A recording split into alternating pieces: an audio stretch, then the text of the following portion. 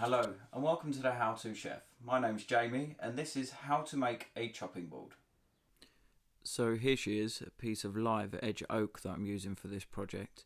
You can use what wood you like, but this is what I selected for my chopping board. Towards the end of the video you'll see the Japanese chef's knife that I'm going to be restoring in an up and coming video. So if you stick around you can see that, and obviously subscribe to see the video of that chef's knife being restored. Now for this project you're only going to need three things. You're going to need some sandpaper. Depending on the severity of the cut on your board, you might need some rougher sandpaper, but to be honest I find that just a 240 grit sandpaper, one sheet of it would be plenty for a board. You'll need just a household sponge or cloth, and you'll need some mineral oil. I nearly forgot what it was in. So here's what I got in a pack for £1, or it's about $1.50 or something like that. It's a block that comes with some sandpaper. To be honest, you don't really need the block. I didn't use it for this project. If you did want to use something like a block, you can just use a little offcut of timber. It'll do exactly the same job. It's more to smooth out the surface if over a broader range you've got a lot of defects in the wood. But with how this piece of wood was cut, that was enough. Now you can see here the microstructure of the wood, some nice macro shots here for you. Really what we're trying to do is just take out the most severe bumps. You know, if there's a little bit of texture to the wood, it's a good thing in my eyes. Not something to sort of spend days trying to sand it down. You will end up with no board left. Now, the other thing I would say with this project is take your time with it. You know, this is a board you're going to use day in, day out for years. So the fact that you might take an extra half an hour to sand it down, take the time. It's no drama. As I say, you treat this board well, it will last you an absolute lifetime. So that's my 2 cents on that. Now, sanding. When you sand it, is key. Get your hand on the board and feel the smoothness with your hand. Don't just check things by eye. You can pick up the most minute defects with your hand. So sand and then feel the board. Sand it, feel the board again. And obviously some slow-mo shots go a long way to make that look a little bit more interesting than it actually is. With the edges, see here there's a crack in the wood. Take a little bit more time with these. The wood may rise and dip slightly more where there's a crack, and also where you see knots in the wood. Because the knots are actually denser than the wood that's around it, they might need it sanding a little bit more delicately or vigorously for that fact than other areas. Now, as I say, this one piece of paper was plenty enough. Just fold it over and go back to work. Now here's some nice slow-mo shot coming up for you. Enjoy.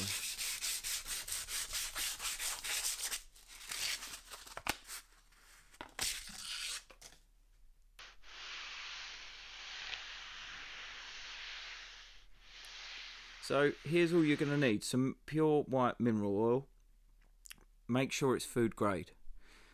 Now you could use olive oil, you can use any type of oil, but honestly, I would just go with pure white. It will soak right into the wood, and it won't go rancid. If you use anything like a cooking oil, it will deteriorate and eventually go mouldy, go rancid on your board. So don't use it. It's a couple of pounds. You'll get enough of this to last you a lifetime.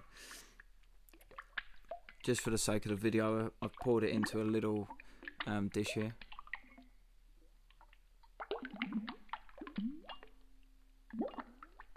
Some slow-mo, of course.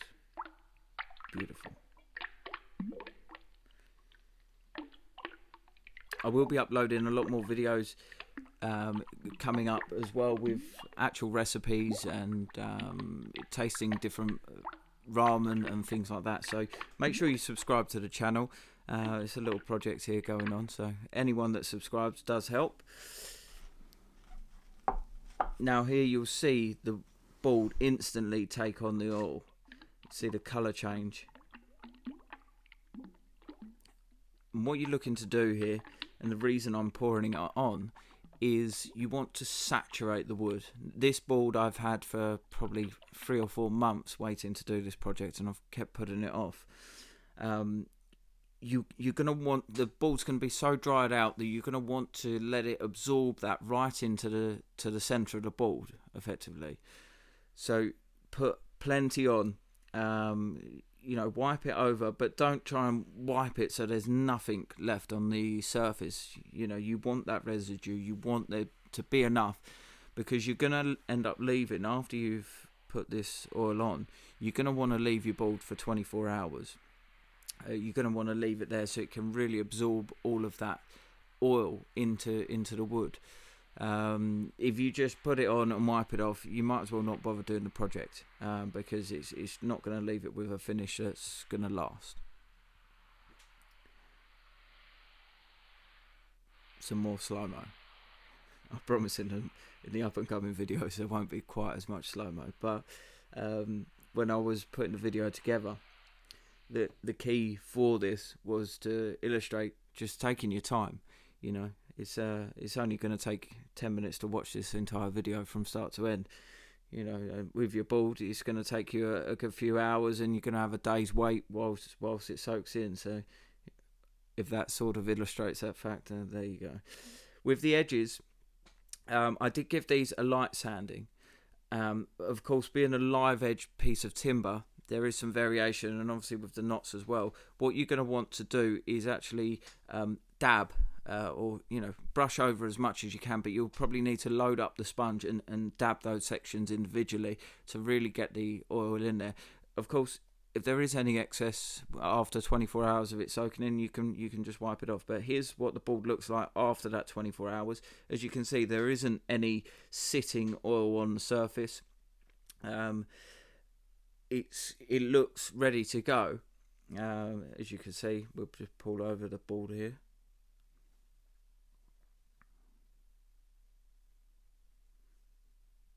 What a transformation just a little bit of oil in 24 hours makes. Stunning.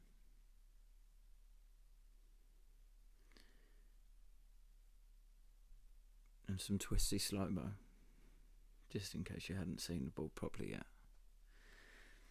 So, as I say, after the 24 hours, coming back to your board, although there won't be a lot, there will be some residue on the board, and obviously if you absolutely cake it in oil, there will be plenty on the surface. So just take a dry rag and just wipe it over the surface, like you're buffing the surface slightly, but you're not actually trying to get a shine on the surface, unless that's what you want, of course.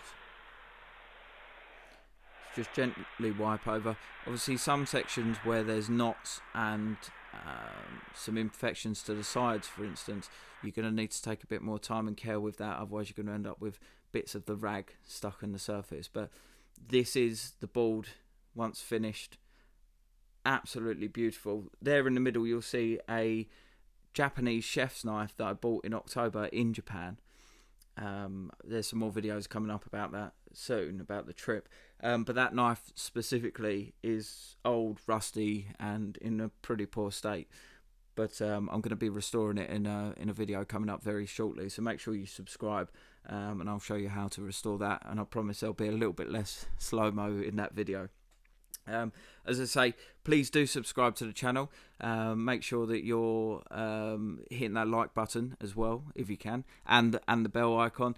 If you have any questions about the board, or anything about making a chopping board out of timber, just leave a comment. I'll answer any comments that are left.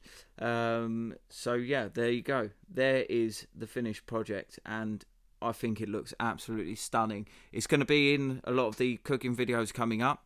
Obviously, anytime I'm needing a chopping board, this is what you'll be seeing in action. And I'll be reviewing how it survives over time. Obviously, it's going to get a lot of use. So make sure you subscribe, and you can catch up with how the board's getting on in due time. Once again, thank you very much for staying to the end of the video. Very much appreciated. And as I say, please subscribe to the channel. It will help a lot. Thank you very much, and I will see you in the next one. Enjoy.